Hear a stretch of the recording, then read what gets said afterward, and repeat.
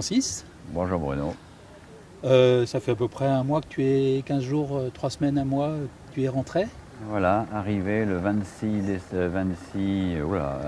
avril Oui. à Bordeaux. Donc pile un mois. Ouais. Quel est ton état d'esprit après 10 mois de mer? Alors, ça a été très spirituel et surtout depuis le Cap Horn, où j'ai appréhendé énormément mon retour à la civilisation. Et pourtant, j'avais envie de revoir mes proches, ma compagne, mes enfants et mon petit-fils que je n'avais pas vu. Alors, l'état d'esprit, c'est que j'ai quand même encore beaucoup de mal par rapport à la civilisation Oui. et que j'ai envie de repartir. Je ne peux pas me faire, de toute façon, voilà, à cette vie de terrien. Donc, c'est de repartir, de partager mon expérience, d'abord par rapport forcément au cancer qui a été le moteur Oui. de ce périple pour moi et ma plus grande motivation. Et donc je vais témoigner dans plusieurs écoles, tenir des conférences par rapport à ça, par rapport à toute cette expérience qui a été quand même assez fabuleuse, quoi. D'accord. Et donc pas de saturation de la mer. Aucune, pas. aucune saturation. Et quand je suis revenu du Brésil, il y a eu pendant 15 jours où là, je n'avais vraiment plus envie de rentrer. J'étais tellement bien en mer que de savoir que j'allais rentrer. Il a fallu le dernier stade à quelques jours de l'arrivée pour me dire bon, maintenant tu vas retrouver tes proches, tu vas témoigner, tu le fais par rapport au cancer. Mais sinon, il n'y aurait pas eu ça. Je crois que je faisais demi-tour à un certain moment, hein. D'accord.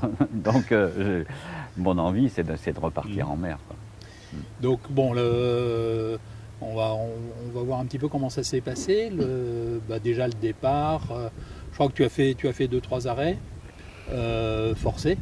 Oui, alors de toute façon, déjà par rapport à Fanches, où on a décidé de partir le même jour, Oui. ensemble, et d'aller le plus loin possible ensemble. Bien sûr. Ce qui voulait dire que quand il y en avait un qui avait un problème, l'autre s'arrêtait. Oui. Et ça m'a valu donc un premier arrêt à Mindelo. Là, c'est moi qui ai eu un problème technique sur le bateau. Fanches m'a suivi. Puis on s'arrête à Jacaré au Brésil. Là, c'est Fanches qui a des problèmes techniques et je le suis. Et on fait un petit arrêt en Tasmanie parce que j'ai un problème de voile qu'il faut que je change au calme. Et pareil, voilà, on se suit. Et après, ça a été donc en Nouvelle-Zélande. Alors là, la Nouvelle-Zélande, ça a été une grande aventure, avec beaucoup de péripéties, beaucoup de problèmes. Mais pareil, on s'est suivi et jusqu'à Jacaré, où là, on s'est arrêté ensemble. Mais là, c'était lui pour des problèmes physiques puisqu'il avait un problème d'hernie inguinale. Et après, donc là, je suis remonté tout seul du Brésil. Donc ça nous a valu 4 arrêts, 4 escales, quoi. D'accord. Dont 2 pour toi, quoi, pour tes problèmes de bateau. Voilà. Donc tu as eu quoi? Tu as eu des problèmes de génois? Oui, c'est un enrouleur qui avait été mal monté à Mindelo. Donc là, il a fallu s'arrêter, le démonter, le remettre en état. Après la grosse réparation, qui m'a valu donc cet arrêt en Nouvelle-Zélande, là c'est parce que le génois neuf avait explosé et que celui qui était prévu en rechange malheureusement n'avait pas été bien révisé et au bout de 4 jours elle a explosé lui aussi. Donc j'avais plus le choix en Nouvelle-Zélande que de m'arrêter. Bien sûr. Mais ça a été compliqué par rapport à mon chat, Navy. Oui, parce qu'ils sont très rigoureux, voilà. Sur le... Autant au départ, c'était au prétexte qu'il n'était pas vacciné contre la rage, mais de toute façon, qu'il soit vacciné, pas vacciné, j'avais droit quand même à la quarantaine. Enfin, c'est lui qui a eu la quarantaine, donc ça a été un peu difficile. En plus de ça, avant d'arriver en Nouvelle-Zélande, là je me suis retrouvé avec des allures de près, donc ça a été très compliqué, très fatigué, et le bateau était à la côte, donc contre la falaise, j'ai explosé l'étrave, donc il a fallu sortir le bateau de l'eau. Et forcément, avec Navy, ça a été compliqué, parce qu'il fallait qu'il soit dans une cage scellée, la cabine scellée.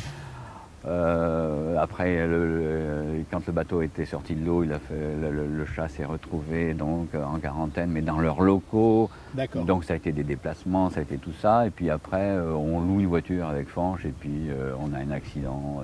Ah oui. Avec la voiture de location. Enfin, c'était la totale, quoi. Voilà, la totale. La Nouvelle-Zélande, ça a été la totale. Ouais. D'accord. Et donc le chat Navy.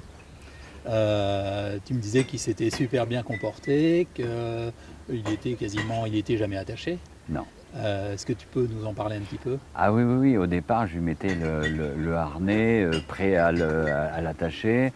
Et puis finalement, eh bien non, je ne l'ai jamais attaché. Il savait quand forcément il y avait les déferlantes et que ça allait mal dehors, eh bien qu'il ne fallait pas y aller. Ou il restait sous la capote, qui était fermée, donc qui fait que il était en sécurité. Et sinon après il allait à l'intérieur, sous la couette, quand vraiment ça chahutait de trop, ou qu'on se faisait... on a eu les barres de flèches qui ont été un peu dans l'eau à certains moments, on s'est fait coucher certaines fois par des déferlantes. Mais lui, il a vraiment, mais alors, il a été vraiment remarquable. Parce qu'il s'est vraiment adapté toujours aux conditions, que ce soit aussi bien dans la quarantaine, dans sa cage, ou que ce soit dans les mauvaises conditions. On a toujours été très observateurs, les deux. Donc lui, toujours à l'affût de ce que je faisais. Et puis moi, à l'observer, parce qu'il a une ouïe forcément qui est bien plus développée que la mienne. Et quand il y avait un bruit qui n'était pas qui était différent des autres, il était là justement à me regarder, à pointer les oreilles et pour me dire est-ce que ça c'est normal ou pas, ou un bout qui se baladait sur le pont. Donc on a vraiment eu une très très grande complicité tous les deux. C'était un peu ta sonnette d'alarme. Ah ouais, mais absolument. Ah c'est sympa. Ouais. Vraiment, donc après il était dans son élément, quoi. Ah, il était dans son élément. Lui il se couchait dans le carré, il se laissait glisser d'un côté, de l'autre, jamais inquiet de quoi que ce soit. Hein. Ça pouvait remuer. Bon, s'il en avait marre, effectivement, il se mettait sous la couette et puis il dormait, parce qu'un chat, ça dort quand même une moyenne de 16 heures par jour. Alors voilà, Dieu sait s'il dormait. Mais vraiment, il a été vraiment admirable. Ok. Et donc au niveau de ta démarche de lutte contre le cancer, comment tu as géré ta communication là-dessus, et comment ça s'est fait? Alors là, ça a failli... je ne sais pas si j'aurais abandonné, mais quand je suis arrivé à proximité du Cap de Bonne-Espérance, justement la société de com qui me suivait et faisait le lien entre qui d'abord enrichissait mon blog et faisait le lien avec la presse, bien cette société de com a fermé les portes. Et puis je voyais que les dons pour le cancer, ça bougeait pas beaucoup. Bon, là, j'ai eu d'autres problèmes techniques. Enfin, tout ça cumulé m'ont vraiment remis en question avant le Cap de Bonne-Espérance.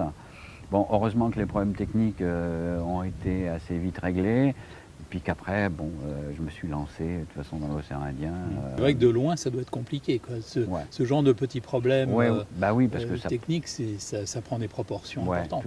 Tout à fait. Mais quoi qu'il en soit, si je n'avais pas eu quand même le cancer comme moteur, je crois que je ne serais pas allé jusqu'au bout. D'accord. Et, ça a été quand même mon moteur. Et parce que je savais quand même qu'à la fin, il fallait que je témoigne. Même si financièrement, les objectifs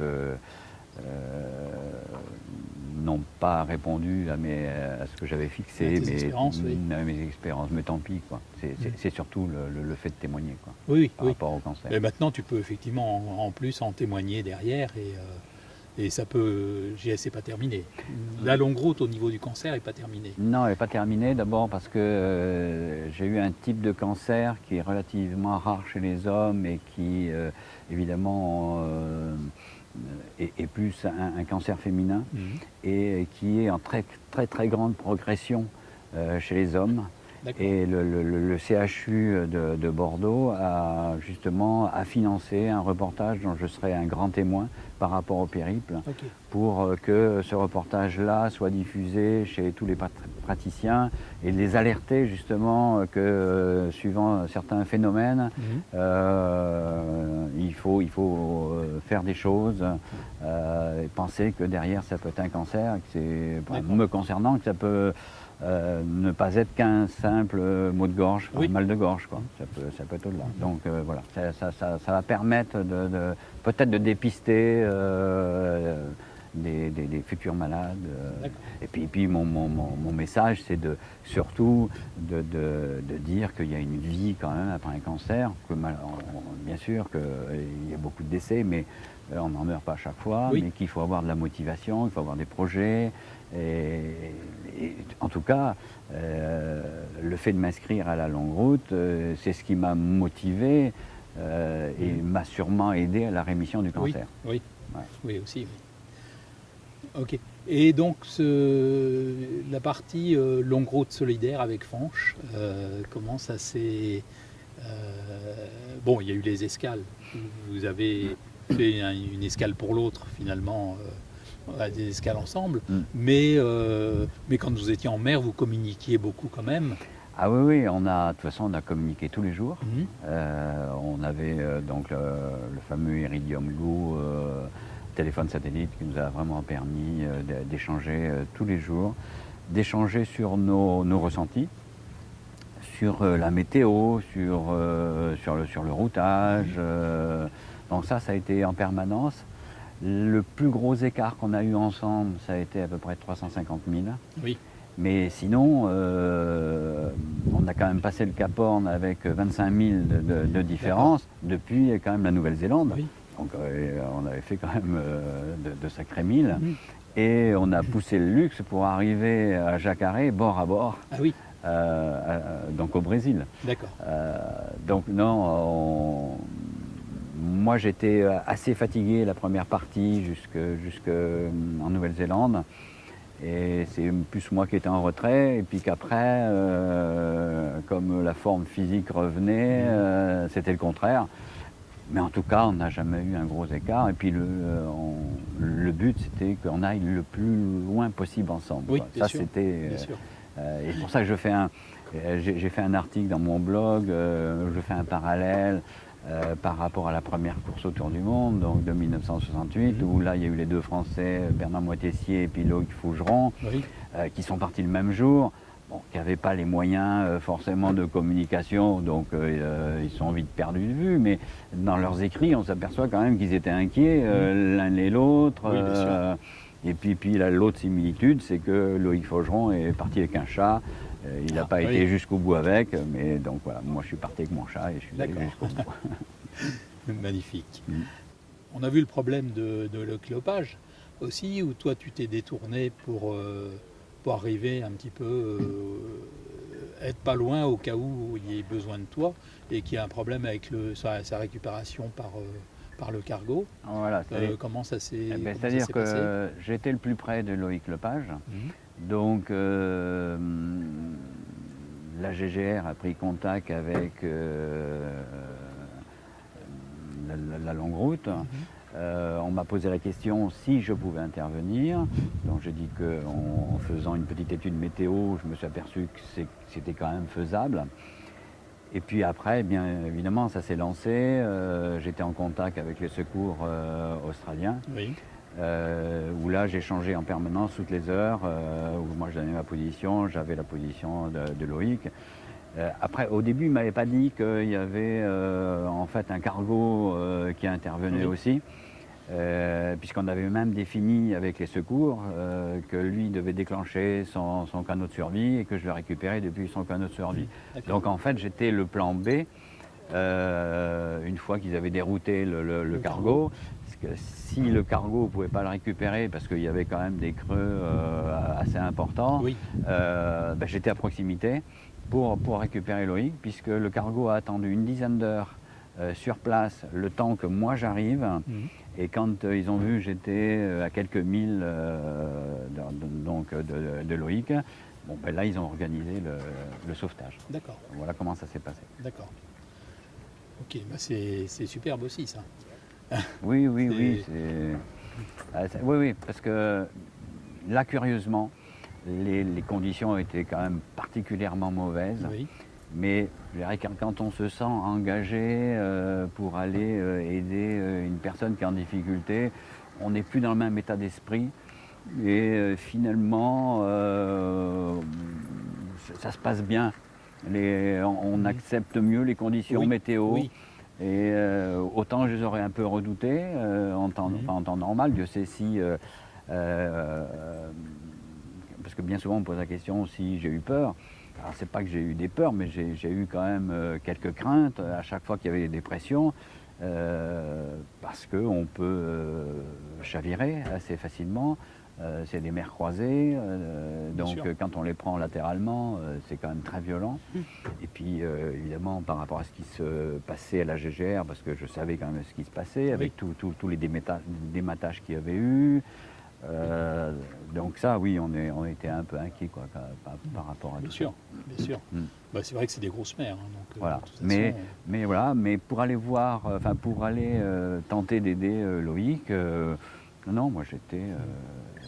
Il n'y a pas eu de t'es souci. polarisé sur l'objectif, Ouais, et puis c'est vrai que ça écarte un petit peu tous les problèmes que tu peux avoir. Comme quoi le mental, de toute façon, c'est l'essentiel dans notre histoire. Quoi. Bien sûr. Ouais.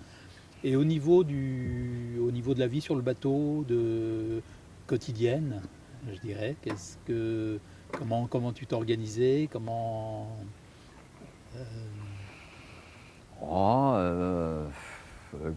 s'organiser il y avait plein d'occupations parce que sur le bateau, il y a toujours des réparations à faire. Je crois qu'il ne s'est pas passé une journée où je n'avais pas des choses à bricoler. Et se préparer, la nourriture, parce que la nourriture, c'est hyper important. Bien sûr. Bien se nourrir. Et là, de ce côté-là, j'avais vraiment, j'ai pas eu de soucis. Quand je vois ce qu'il me reste à l'arrivée, je crois que je peux peut-être pas en faire un autre, mais je pouvais faire la moitié d'un autre. D'accord. Ouais. Mais ça, c'est parce que quand j'ai descendu l'Atlantique, j'ai énormément pêché. Oui. Donc je n'avais pas touché une conserve jusqu'au Cap de Bonne-Espérance. D'accord. C'est-à-dire que j'avais pêché des thons de 25-35 kilos. D'accord. Et j'ai mis ça dans du sel, j'ai fait aussi dans du sous-vide, parce que j'avais une toute petite machine en sous-vide. Oui. Donc ça m'a permis de vraiment bien me nourrir. Et on passe du temps justement à prendre ce plaisir-là sur le bateau. Je crois que tous les marins, on a ce plaisir-là, de bien se nourrir. Après, d'une part, je ne me suis jamais ennuyé. Je n'ai jamais souffert de solitude sur le bateau. Alors j'avais des films, j'avais de la lecture, j'ai écrit, j'ai essayé de renseigner mon blog. Bon, c'est ma fille après qui mettait ça un peu en page. Mais non, vraiment, tout s'enchaînait bien. Et j'arrivais le soir, la nuit tombante, je ne m'en apercevais pas. C'était le temps a défilé à une vitesse grand V. Et puis passer, même si c'est flippant de voir une mer déchaînée, et de se dire, oui, il y a des risques de chavirage, mais le spectacle était tellement beau. Et justement, avec Navy, on était là, on sortait juste la tête. Enfin, lui, il se mettait en long, il se calait sous la capote, et moi, je sortais la tête. Et ce spectacle, quoi, on ne peut pas s'en lasser. Ça, c'était impressionnant. Et au niveau du bateau, tu dirais que c'est un bateau qui est bien adapté à à ce périple où tu t'es dit, ah bah tiens, il y a peut-être quand même des fragilités, il y a peut-être quand même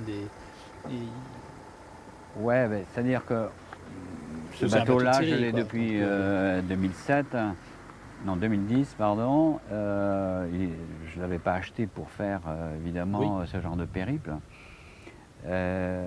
Mais la structure a parfaitement bien résisté. Et quand je suis allé contre la falaise, heureusement que j'avais quand même fait une cloison étanche devant, parce que si j'avais pas fait la cloison étanche, comme les traves étaient explosées, oui, là, ça serait sûrement mal passé. Mais sinon, il a bien résisté. Et de toute façon, tout ce qui n'a pas marché, ça a été ce que j'ai changé avant. d'accord, C'est-à-dire d'accord. un bas-au-banc qui me lâche, des voiles qui me lâchent, enfin, ou des tubes d'enrouleur Mhm. Mal qui monté. effectivement donc me lâchent. Mais tout ça, bon, c'est du gréement. Oui, oui, Ça fait oui, partie du gréement. Mais sinon, le bateau par lui-même, ça n'a pas posé de problème. d'accord, Franchement. Voilà. d'accord.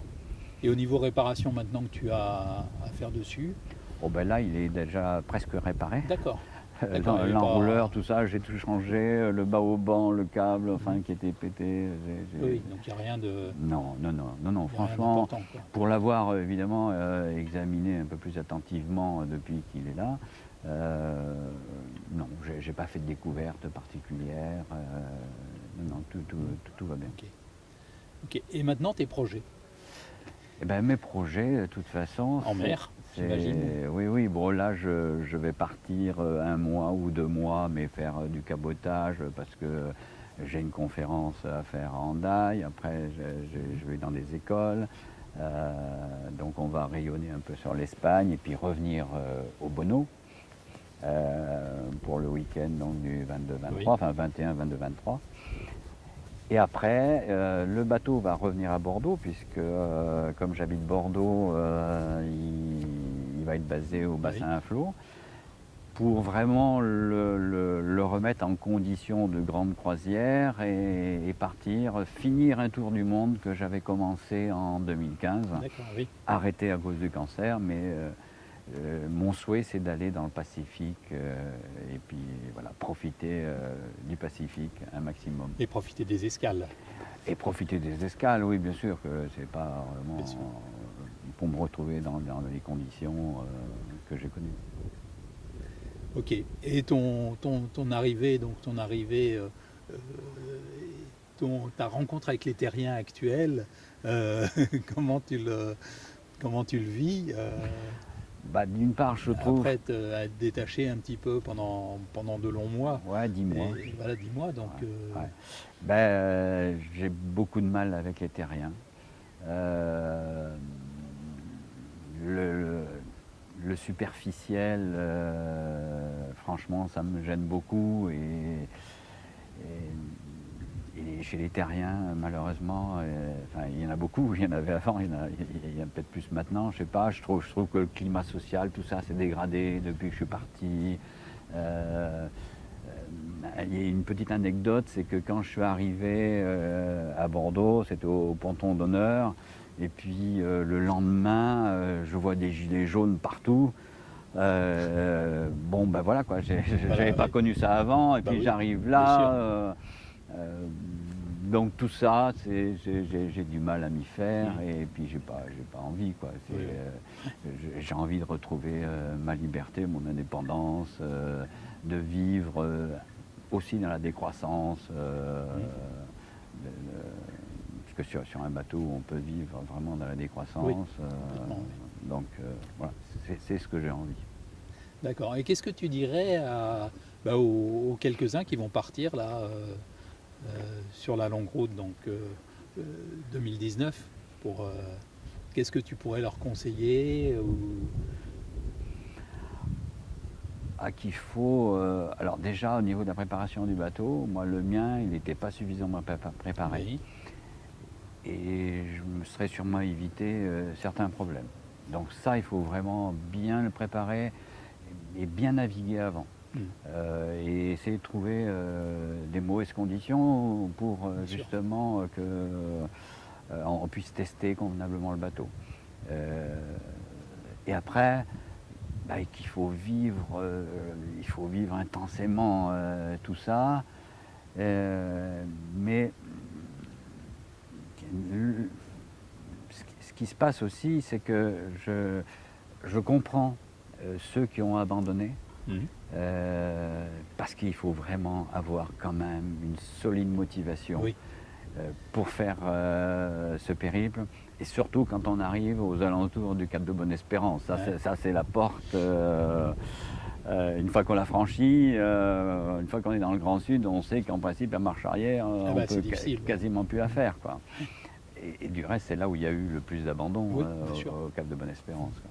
Et là, il faut de la motivation, quoi. Il faut du mental. Il faut du mental. Ouais, franchement, il faut du mental. Mais qu'il y a tellement de choses positives quand on fait ça, et surtout sur un plan spirituel. Moi, ça m'a permis, mais vraiment d'aller explorer au fin fond là, de mon âme, des choses que je n'avais jamais fait avant. Et ça, on fait des découvertes là. Ouais. Au niveau de la méditation, on fait beaucoup de découvertes. Ah oui, c'est intéressant. Ouais. Ok, je ne sais pas si tu as d'autres choses que tu as envie d'ajouter. Il y a plein de choses, il y aurait plein de choses à dire. On pourrait rester des heures à discuter. Ouais, tout à fait. Mon combat, ça a été... Enfin, mon combat, non, c'est pas un combat, mais comme je l'ai dit tout à l'heure, c'était par rapport au cancer. Et que là, voilà, j'ai besoin de témoigner. Dieu sait si, justement, tout ce périple m'a permis sûrement aujourd'hui de prendre plaisir à m'exprimer devant tout un tas de gens, d'aller faire des exposés dans des écoles, qu'avant j'étais sûrement plus réservé. Oui. J'étais pas très à l'aise pour faire ça. Et que le périple m'a permis d'avancer un peu plus pour m'exprimer et témoigner. C'est amusant quand même que ce soit une grande période en solitaire qui t'aide à t'exprimer derrière. Ouais. C'est. Mais franchement. Je me sens porté par plein de choses. Oui, bien sûr. Puis tu as quelque chose à dire. Tout à fait. Tu as un vrai message à passer. Quoi. Je pense que c'est ça qui aide. Oui. D'accord. Eh ben, merci Francis. Et merci Bruno. Et puis bon projet pour la suite. Ouais. Ok. Allez, merci.